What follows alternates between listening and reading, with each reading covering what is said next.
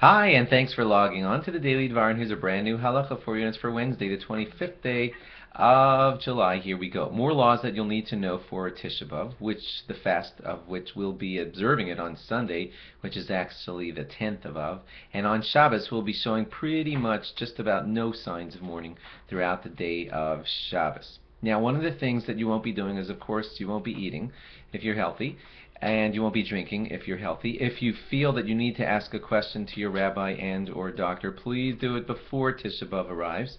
It is a nidche, and that means it's a fast which was pushed off of its regular date, which is Shabbos. So because we're observing it on its non-natural date, that means that there's a little bit of extra leniency for those people who are not well. So a lady who's pregnant or nursing, or someone who's weak or sick or doesn't fast well should speak to their rabbi and or doctor to get good guidance as to whether you need to be fasting on this Sunday, especially if it's hot in your area or very hot in your area. That too will factor into how it's decided. Don't decide it on your own, and also don't decide it at the last minute. Get good guidance before.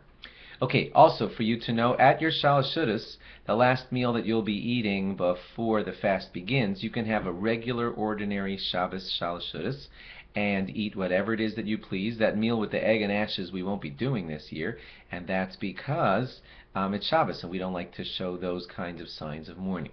One of the things that we don't do on Tisha B'Av also is we don't anoint ourselves with creams or oils or lotions that beautify us, and so make sure not to do that on the day of Saturday night and Sunday, on the day that we're observing the fast. If you need to spray on some antiperspirant, most rabbis consider that okay. It's just lotions and creams and stuff like that that's for beauty and enjoyment. Those we don't do. If you have a skin condition that needs stuff to be rolled on or rubbed onto it, please speak to your rabbi and doctor before the fast so that they can reach a conclusion as to whether you need to be doing that on the day of Tisha B'Av. Now, as far as mouthwash and brushing your teeth, you're supposed to try really hard to not use any of that stuff.